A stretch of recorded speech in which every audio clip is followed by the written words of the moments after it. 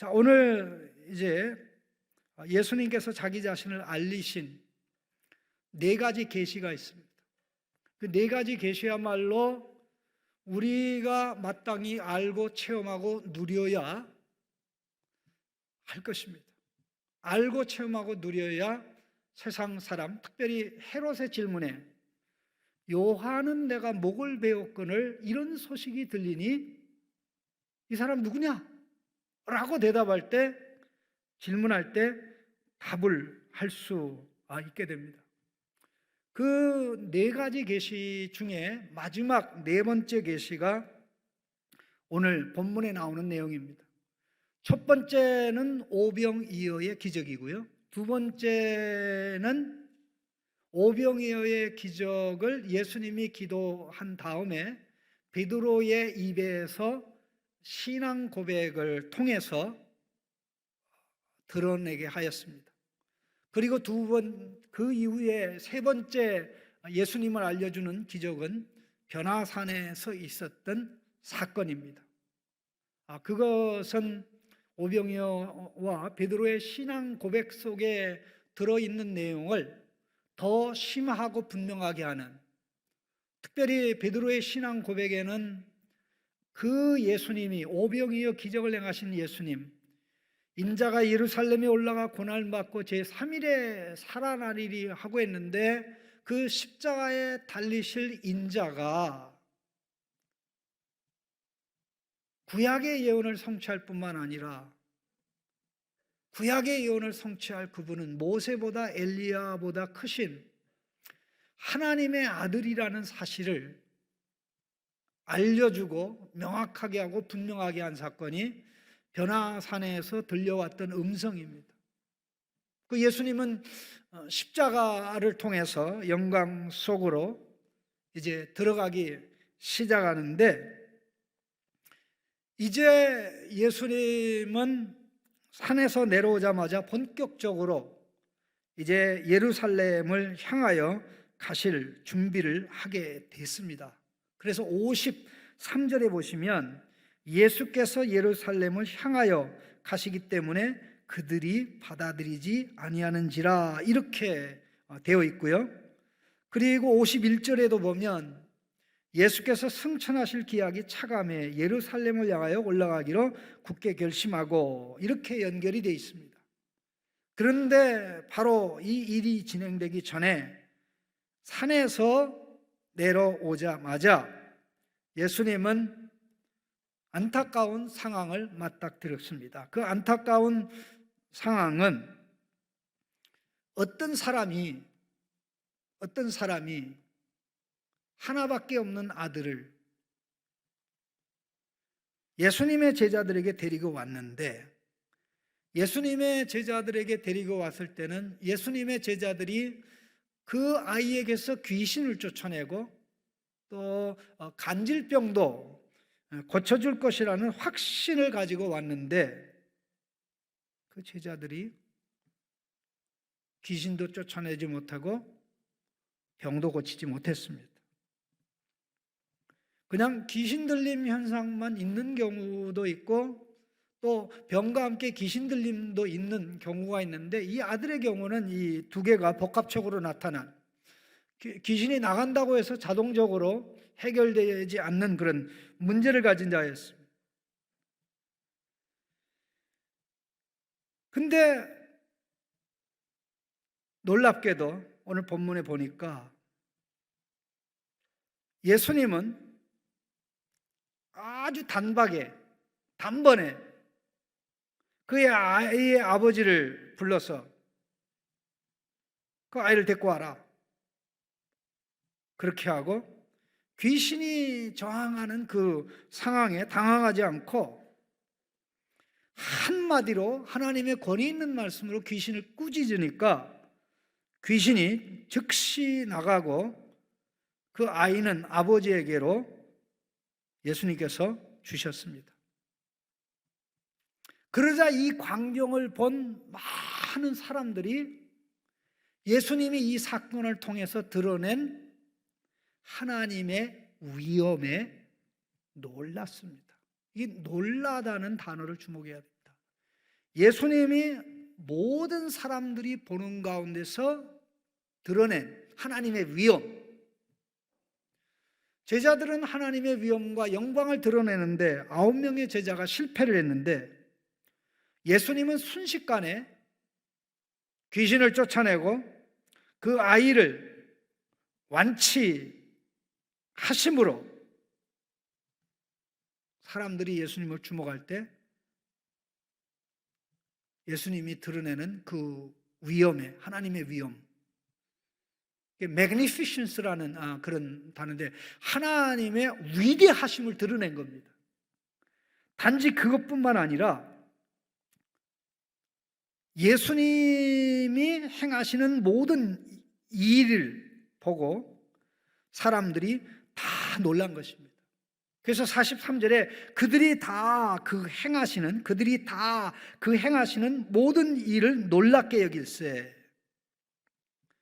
사람들이 예수님이 드러나는 하나님의 위엄에 놀라고 예수님이 행하시는 모든 일들이 사람들을 놀랍게 하는, 여기 놀랍게 한다는 단어는 우리말에는 똑같지만 헬라어로는 단어가 서로 다른 단어입니다.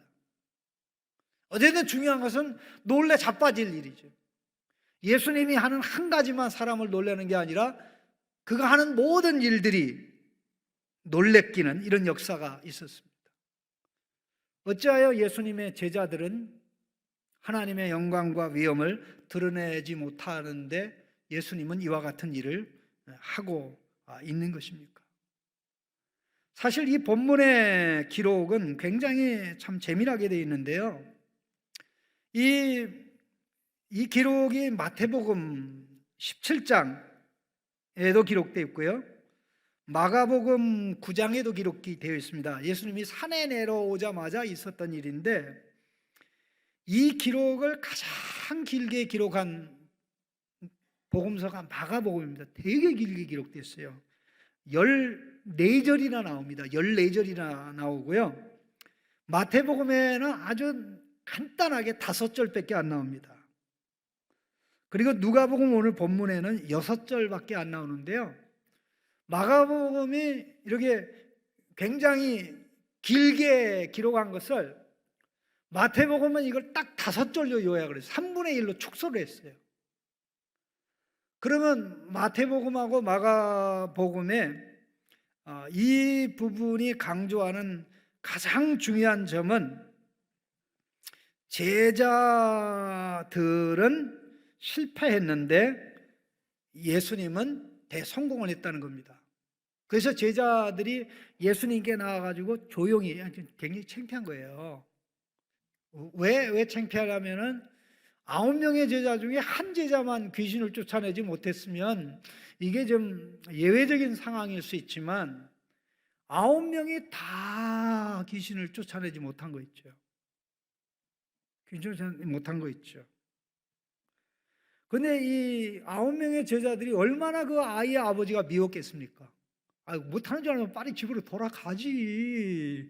그냥 끝까지 붙잡고 한 제자가 못하니까 다른 제자에게 부탁하고 다른 제자가 못하면 또 부탁하고 부탁해서 그냥 9명의 제자가 전부 다 망신 중에 망신살이 크게 뻗치는 그런 일이 일어났는데 그 9명이 대실패한 그것을 예수님이 단숨에 다 만회해 버렸잖아요.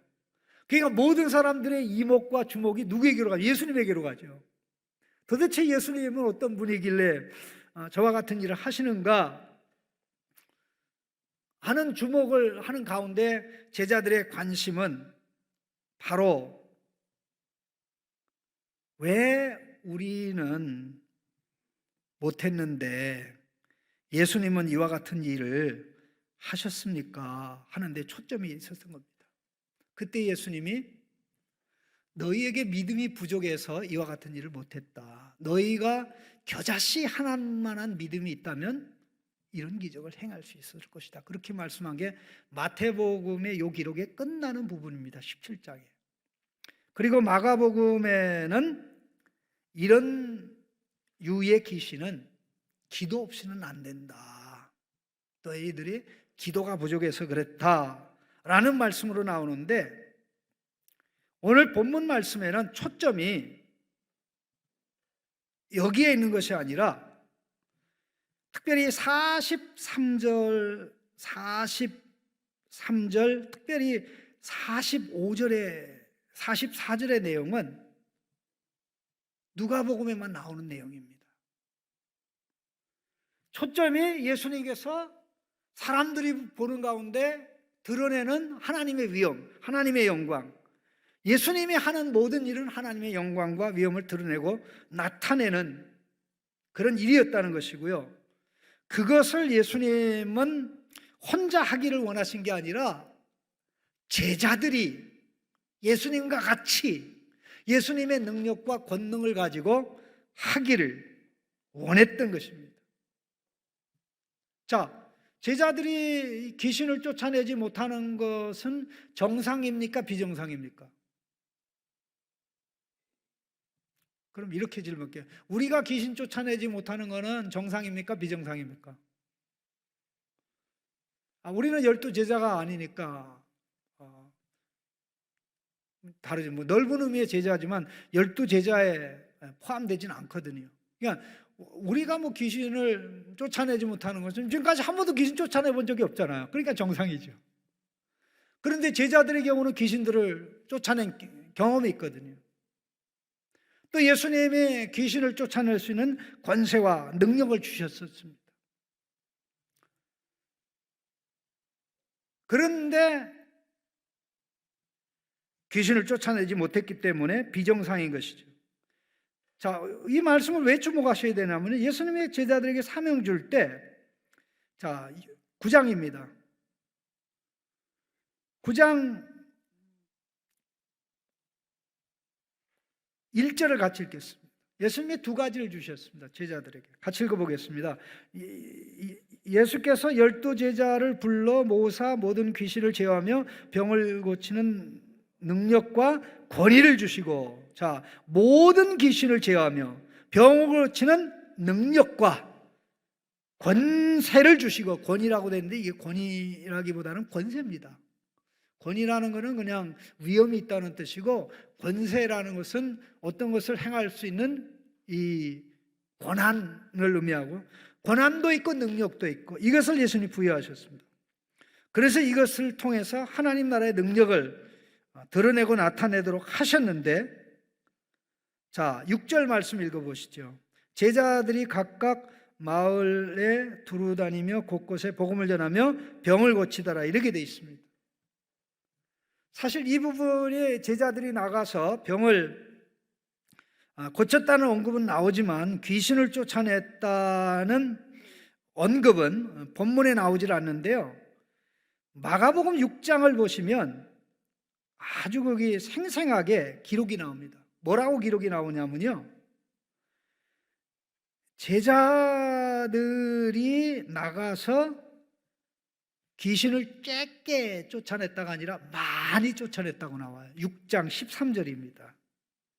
6장, 마가복음 6장 13절에 이렇게 되어 있습니다. 많은 귀신을 쫓아내며 많은 병자에게 기름을 발라 고치더라. 많은 귀신을 쫓아내며. 그러니까 오늘 본문의 상황은 비정상입니다. 그러면 무엇이 문제인가라고 할 때 41절에 그 핵심 원인이 나옵니다. 41절 같이 읽어보겠습니다. 예수께서 대답하여 이르시되 믿음이 없고 패역한 세대여, 내가 얼마나 너희와 함께 있으며 너희에게 참으리요, 내 아들을 이리로 데리고 오라 하시니, 이렇게 되어 있습니다.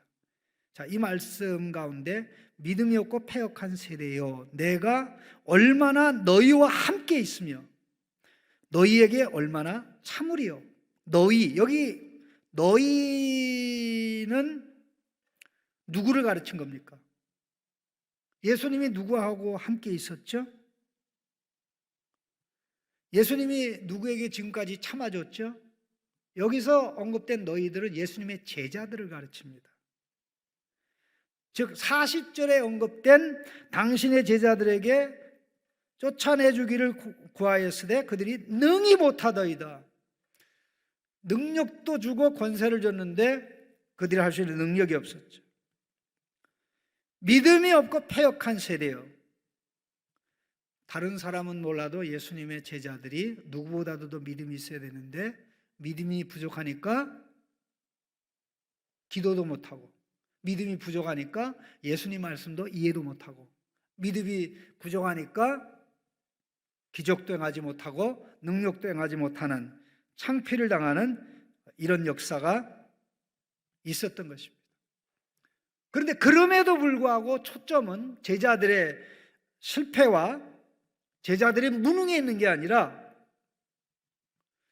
제자들과 구별되는 예수님의 능력, 하나님의 영광과 위엄을 드러내고 나타내는 예수님에게 있다는 것입니다. 그런데 이 말씀이 참 놀랍게 되는 것은요, 예수님이 행한 기적이 하나님의 위엄을 드러내고 그것뿐만 아니라 예수님이 행하신 하나님 나라의 모든 일들이 사람들을 놀랍게 하는데, 자, 이렇게 사람들이 놀라 자빠질 때 예수님이 제자들에게 말씀한 겁니다. 44절 같이 읽겠습니다. 이 말을 너희 귀에 담아두라. 인자가 장차 사람들의 손에 넘겨지리라 하시되, 이렇게 되어 있는데, 이 말씀을 예수님이 여기서 이 말을 너희 귀에 담아두라 하는 이 말씀, 이 말은 인자가 장차 사람들의 손에 넘겨지리라는 말씀입니까? 아닙니까?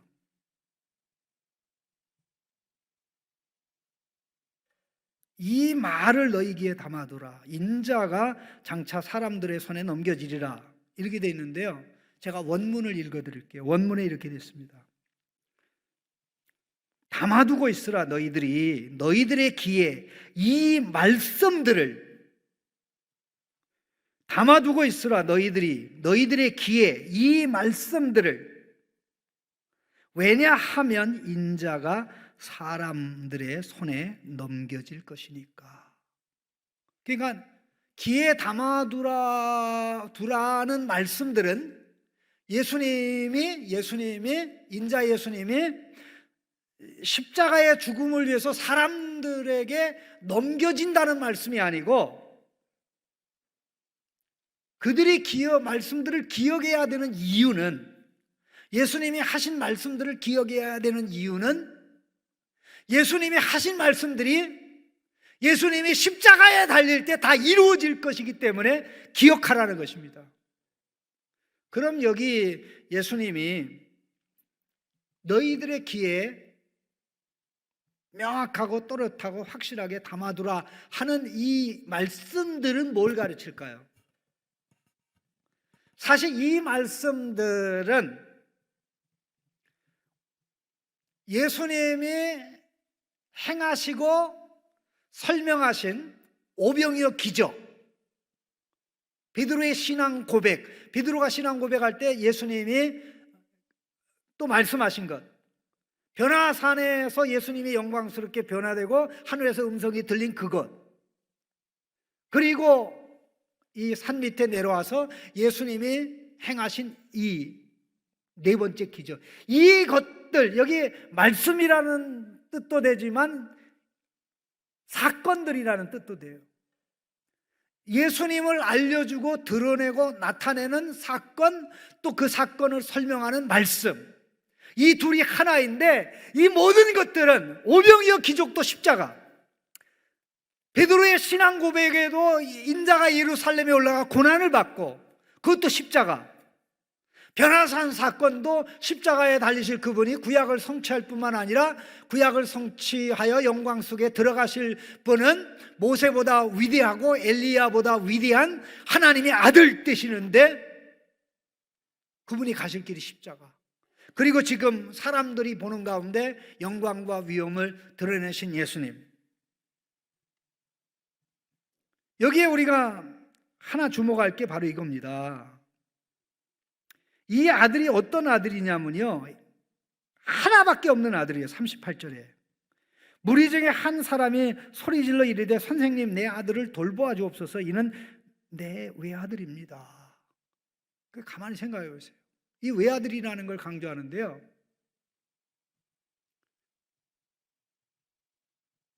하나밖에 없는 아들 살리려고 포기를 안 한 거죠. 이 아버지가 참 훌륭한 아버지입니다.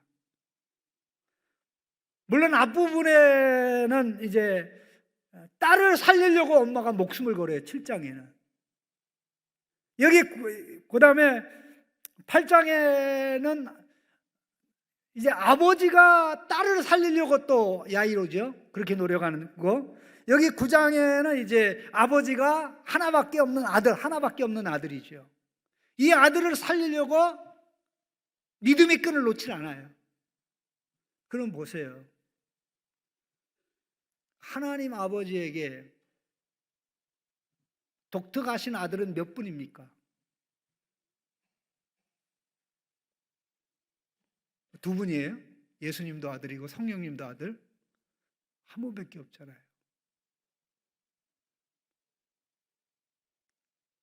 예수님인들, 하나님 아버지인들 예수님을 내놓고 싶어요? 십자가에 던지고 싶습니까?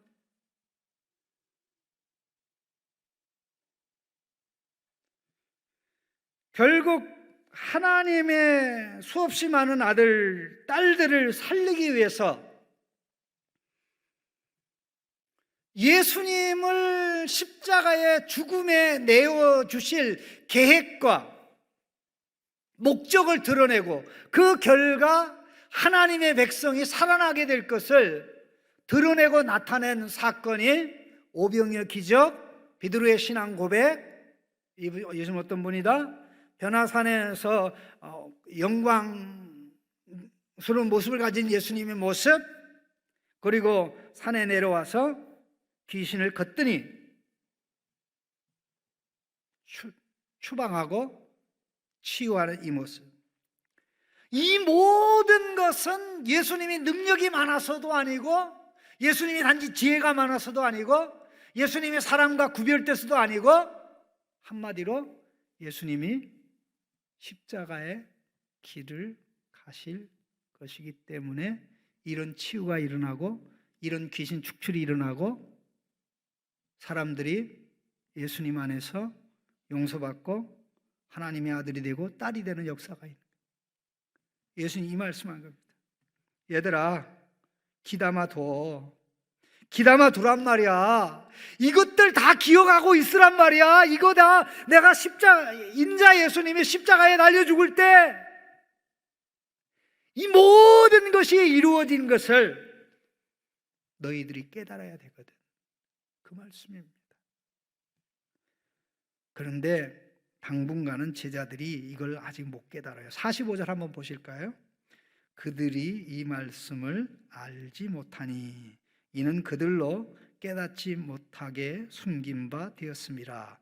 또 그들은 이 말씀을 묻기도 두려워하더라. 참 얼마나 한심합니까? 십자가 부활의 진리는 쉽게 깨달아지는 겁니까? 잘 안 깨달아지는 겁니까? 잘 안 깨달아지는 거예요. 신앙생활 오래 해도 이게 중심에 들어오기가 쉽지 않아요. 어느 한순간에는 이 십자가, 예수님의 삶의 중심에는 십자가 부활이 우리의 삶의 중심에 들어올 때 비로소 예수님이 가신 그 길을 자랑스럽게 갈 수 있죠. 이것이 제자들의 가슴 속에 들어오기 전에는 예수님이 가신 그 길을 갈 수가 없었는데, 이 어마어마한 진리가 십자가 부활의 이 사건에 대한 이해와 깨달음이 가슴에 들어온 다음에는 예수님이 가신 길을 자랑스럽게 갔잖아요. 그게 사도행전에 기록된 제자들의 멋있는 모습입니다. 예수를 믿어도 십자가가 굳이 필요한가? 예수님이 저렇게 처참하게 죽는 게 필요한가? 기적도 행하고 능력도 행하고 이적도 행하는데, 그런데 예수님은 너희들 이 말씀들을 귀에 담아둬야 돼. 너희들은 이 말씀들을 이 9장에 기록된 네 가지 이 모든 것들이 실제적으로 실현되는 것은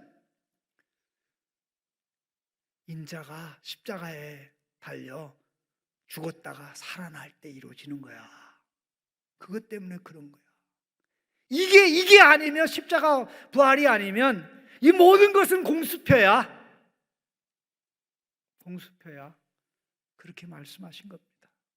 그렇다면 오늘 우리의 신앙생활에 예수님의 십자가의 그 은택, 부활의 생명 역사가 소중하지 않다고 하면, 우리의 삶에 중요하지 않다고 하면, 말로는 중요하다고 하지만 그것과 상관없는 삶을 살아간다고 하면 아직도 깨달음이 머리에는 있는지 모르지만 가슴까지 내려와서 우리의 손발을 움직이고 이끌어가고 있는 것이 아닌 게 되는 것입니다. 그래서 우리는 기도가 필요합니다. 십자가를 체험하게 하여 주옵소서. 부활을, 그 능력을 체험하게 해 주십시오. 그것을 볼 수 있는, 예수님이 우리에게 구원자가 될 수 있는 것, 예수님이 우리에게 지혜가 될 수 있는 것, 예수님이 우리에게 생명이 될 수 있는 것, 예수님이 우리에게 하나님의 영광이 될 수 있는 유일한 근거와 토대는 그의 영광스러운, 고통스러운 죽음과 영광스러운 부활 때문이라는 것. 이걸 깨닫고 알면